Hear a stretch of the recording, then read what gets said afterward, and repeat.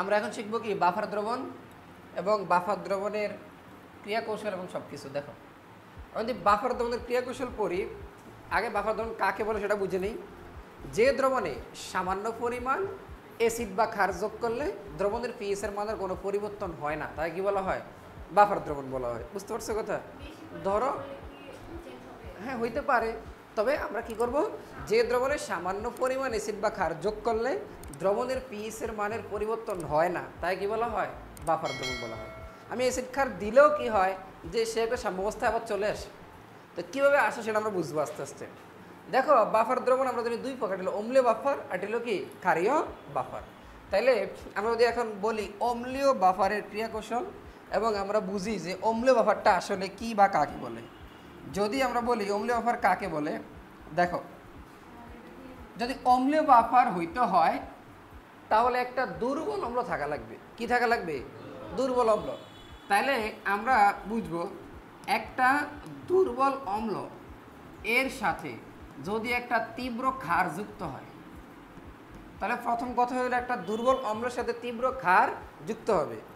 তাইলে যুক্ত হয়ে অবশ্যই লবণ আর এই যে অম্ল ক্ষার যুক্ত হবে, লবণ উৎপন্ন হবে। এখানে একটা লবণ আর এখানে একটা কি প্লাস পানি সৃষ্টি হবে। এখন দেখো দুর্বল অম্ল কে কে থাকতে পারে? বেশিরভাগ আমাদের বইতে আছে HCOOS, CH3COOS আর CH3CH2COOS, এই যে কোনো একটা আসে, ঠিক আছে? জৈব অ্যাসিডগুলো আমরা জানি দুর্বল অ্যাসিড, তাই তো? এর সাথে যে কোনো একটা তীব্র ক্ষার, ধর আমি বলতে পারি সোডিয়াম হাইড্রোক্সাইড, পটাশিয়াম হাইড্রোক্সাইড, এই টাইপের একটা তীব্র ক্ষার। তাহলে একটা দুর্বল অ্যাসিডের সাথে বা দুর্বল অম্লের সাথে তীব্র ক্ষার যুক্ত হয়ে যে লবণ সৃষ্টি করে, তো আমরা জানি এখানের এস আর এখানের ওএস মিললে কি সৃষ্টি হয়? পানি। কি সৃষ্টি হয়? পানি। তাহলে এখানে সৃষ্টি হয় কি পানি প্লাস, আর এখানে CH3COO কি Na, যে CH3COO বা এটা হইলো হয়তো কি HCOO, এখানে তো CH3CH2COO। তাইলে দেখো এই যে একটা দুর্বল অ্যাসিড এর সাথে তীব্র ক্ষার যুক্ত হইল, আর এই দুর্বল অম্লের একটা কি সৃষ্টি হইল? লবণ সৃষ্টি হইল। এই যে দুর্বল অম্ল আর দুর্বল অম্লের লবণ, এই দুইটা জিনিস, এই CH3COOS আর আমি বলতে পারি যে CH3COO।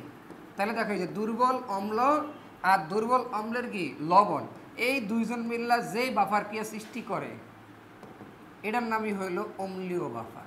এর নামই কি? অম্লীয় বাফার। তোমাকে যদি বলে অম্লীয় বাফার কাকে বলে ব্যাখ্যা করো, তাহলে তুমি এটা বলতে পারবা, ঠিক আছে? তাহলে আমরা বলতে পারি যে অম্লীয় বাফার। তাহলে কি, তাহলে আমরা কি বলবো যে দেখো আমি পুরো সংজ্ঞা যদি বলি যে একটা দুর্বল অম্লের সাথে তীব্র ক্ষার যুক্ত হয়ে যদি দুর্বল অম্লের একটা লবণ সৃষ্টি করে, তাহলে এই যে দুর্বল অম্ল যে বাফার ক্রিয়া সৃষ্টি করে তার নামই কি? অম্লীয় বাফার। অম্লীয় বাফার, এটুকু আমরা বুঝতে পারছি অম্লীয় বাফার কাকে বলে। এখন এইটা অম্লীয় বাফার কেন? একটু আগেই তোমরা শিখছো যে যেই দ্রবণে সামান্য পরিমাণ অ্যাসিড বা ক্ষার যোগ করলে দ্রবণের পিএইচ এর মানের পরিবর্তন হয় না, তাকে বাফার দ্রবণ বলে। তাহলে আসলে দেখি যে পিএইচ এর মানের পরিবর্তন হয় কি না হয়, কিভাবে হয় কিভাবে হয় না, একটু দেখার চেষ্টা করি। তোমরা পরীক্ষায় প্রশ্ন আসলে অবশ্যই এইটুকু আগে লিখবে, এই বিক্রিয়াটা আগে লিখবা, তারপরে এই দুইটা লিখবা। এবার আসো তারপরে কি লিখবা, দেখো তারপরে লিখবা হইলো দেখো CH3COOS, এটাকে ভাঙবা, বাংলা কি আসে? CH3COO মাইনাস প্লাস কি S প্লাস, আর আমাদের আরেকটা আছে কি CH3COONA, তাহলে এখান থেকে আসে CH3COO মাইনাস প্লাস কি সোডিয়াম প্লাস। তাহলে দেখো আমার এখানে দুইটা ইথানয়েড আয়ন আছে আর একটা S প্লাস একটা কি সোডিয়াম প্লাস আছে। আমরা জানি এটার নাম ইথানোয়িক অ্যাসিড আর আয়নটার নাম হলো ইথানয়েড। যদি হয়তো প্রোপানোয়িক অ্যাসিড হয়তো প্রোপানোয়েট, যদি মিথানোয়িক অ্যাসিড হয়তো মিথানোয়েট আয়নটার নাম, ঠিক আছে? লেখার সময় লিখতে হবে বাংলাটা যদি লেখো। আসো তাইলে এখানে আরেকটা কথা খুব গুরুত্বপূর্ণ, যে কথাটা আমরা মুখস্থ করে ফেলবো এখনই। দেখো এই যে এই অ্যাসিডটা অবশ্যই একটা উইক অ্যাসিড, এটা যেহেতু খুবই উইক সেহেতু এইটা যদি আমি বলি এইটা এবং এইটা দুইটা মিল্লা যদি 1 লক্ষ ইথানয়েড আয়ন উৎপন্ন করে, তাহলে এর মধ্যে ধরো 2টা ইথানয়েড আয়ন আসবে এখান থেকে, আর বাকি 99,998টা ইথানয়েড আয়নে আসবে কোন জায়গা থেকে? এই লবণটা থেকে, এই লবণটা থেকে। বুঝতে পারছো কথা?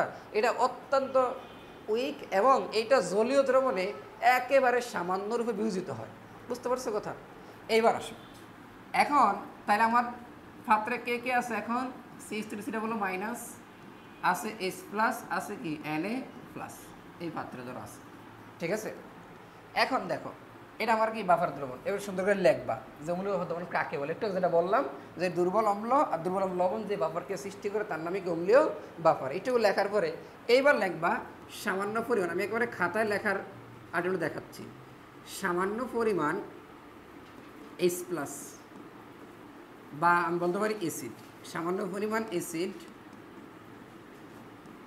বা H প্লাস দ্রবণে যুক্ত করলে। এবার আসো, সামান্য পরিমাণ অ্যাসিড বা H প্লাস দ্রবণে যে যুক্ত করি ঘটনা কি ঘটে দেখো। তাহলে আমি যদি সামান্য পরিমাণ অ্যাসিড যদি দ্রবণে যুক্ত করি তাহলে ঘটনা কি ঘটবে? এখানে H প্লাসটা আসবে, এখানে H প্লাসটা আমি ঢাইলা দিলাম, এখানে দ্রবণের H প্লাস ঢাইলা দিলাম। এখন যখনই আমরা H প্লাস ঢাইলা দিলাম তখন এই H প্লাসটা গ্রহণ করে ফেলবে কে? এই ইথানয়েড আয়নটা। কে গ্রহণ করবে? ইথানয়েড আয়ন। এখন দেখো ইথানয়েড ion CH3 C minus plus কি H প্লাস উৎপন্ন হবে কে? ইথানোয়িক অ্যাসিড উৎপন্ন হবে কে? Ethanoic acid. খেয়াল করার চেষ্টা করো, খুব মনোযোগ দিয়ে খেয়াল করো। হ্যাঁ, H প্লাস যখন আমি ঢালতেছি এই কথাটা সুন্দর করে বলবো তুমি যে এই দ্রবণে সামান্য পরিমাণ অ্যাসিড বা H প্লাস দ্রবণে যুক্ত করলে দ্রবণে উপস্থিত ইথানয়েড আয়ন এর সাথে H প্লাস যুক্ত হয়ে ইথানোয়িক অ্যাসিড উৎপন্ন করে। এই ইথানোয়িক অ্যাসিড উৎপন্ন, আমি ওইটুকু লিখলাম না পুরোটা, তোমরা লিখবো অবশ্যই।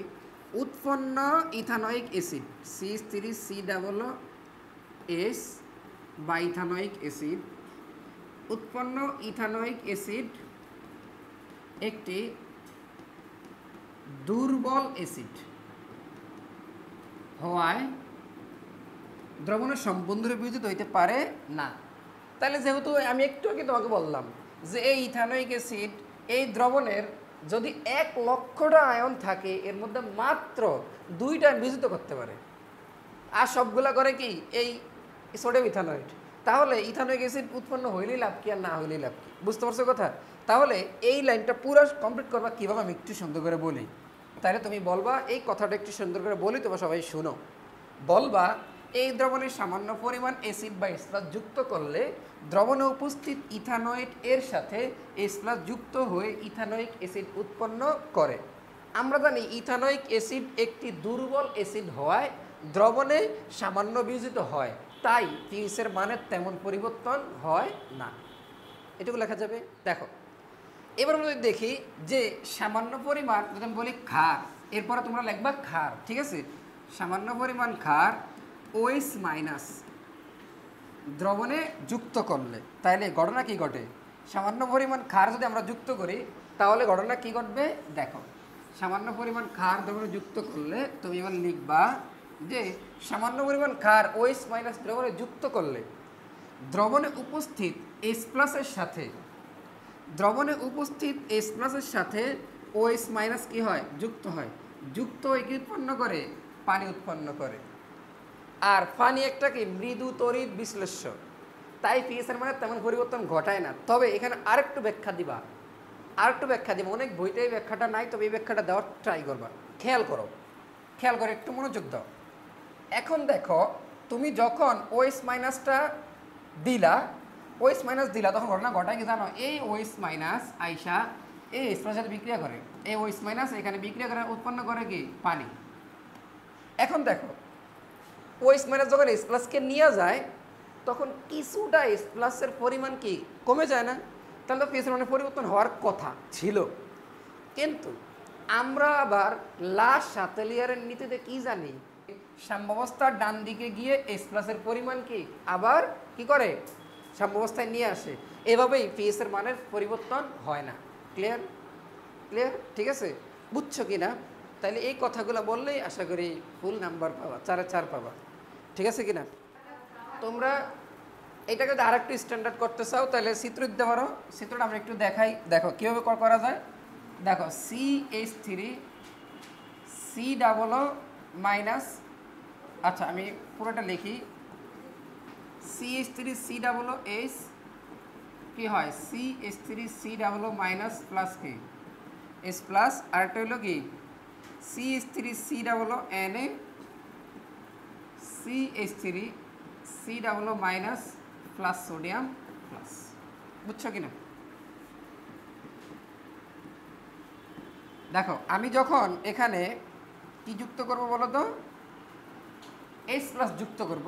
আমি ধরো H প্লাস যুক্ত করতেছি, এই যে H প্লাস যুক্ত করতেছি, এই H প্লাস এটার সাথে যুক্ত হয়ে উৎপন্ন করে কি CH3 C H। আর এটা কেমন থাকে বলো তো, অবিয়োজিত। কেমন থাকে? অবিয়োজিত। যেটা উৎপন্ন হয়ে গেছে এখন সেটা তো আবার অবিয়োজিত। অবিয়োজিত বলতে কি বলছিলাম না, 1 লক্ষটা দিলে মাত্র 2টা বিয়োজিত হয়, তার মানে সেটা অবিয়োজিত বলা যায়। ঠিক আছে, 1 লক্ষ টাকার মধ্যে তুমি যদি কারো 2 টাকা ফেরত দাও তাহলে সে তোমার থাপ্পড় একটা দিতে পারে। ঠিক আছে, ওটার বলা যায় যে টাকাই দাও না, তাই তো? অবিয়োজিত বলা যায়, তাই ফিসের মানের পরিবর্তন হয় না, তাই তো? আবার যদি আমি কি যুক্ত করি, সামান্য পরিমাণ OH মাইনাস যুক্ত করি, তাহলে এটার সাথে যুক্ত উৎপন্ন করে কি পানি। তাহলে পানি মৃদু তড়িৎ বিশ্লেষ্য, এবং এখানে H প্লাসের পরিমাণ কমে গেল, সাম্যাবস্থা আবার ডান দিকে যায়। যেই দুটো বিয়োজিত হয় ওই দুটো ক্ষমতা আছে তার, সেই দুটো আবার দিয়ে দেয়। আবার দেওয়ার ফলে তখন পিএসের মানের কি হয় না, তেমন কোনো পরিবর্তন হয় না। তাহলে এখানে কি হয়, H প্লাস যুক্ত করলে ইথানয়েডের সাথে যুক্ত ইথানয়েড গ্যাস উৎপন্ন করে, সেটা তো অবিয়োজিত অবস্থায় থাকে কারণ সে খুব দুর্বল। আর ওই স্থানের যুক্ত করলে স্থানের সাথে যুক্ত হয়ে পানি উৎপন্ন করে, আবার পানি মৃদু তড়িৎ বিশ্লেষণ, এবং এখানে যখন সাম্যাবস্থা ডান দিকে যায় তখন স্প্লাসের পরিমাণ আবার কি হয়ে যায়, স্থির থাকে। তাই পিএস এর মানের পরিবর্তন হয় না। ঠিক আছে, যদি তোমরা স্ট্যান্ডার্ড করতে চাও তাহলে লাস্টে দিয়ে এটা অ্যাড করে দিতে পারো চিত্রটা। ঠিক আছে, বুঝতে পারছি আমরা। স্ট্যান্ডার্ড করতে চাইলে এই চিত্রটা অ্যাড করতে পারো সাথে। তোমাদের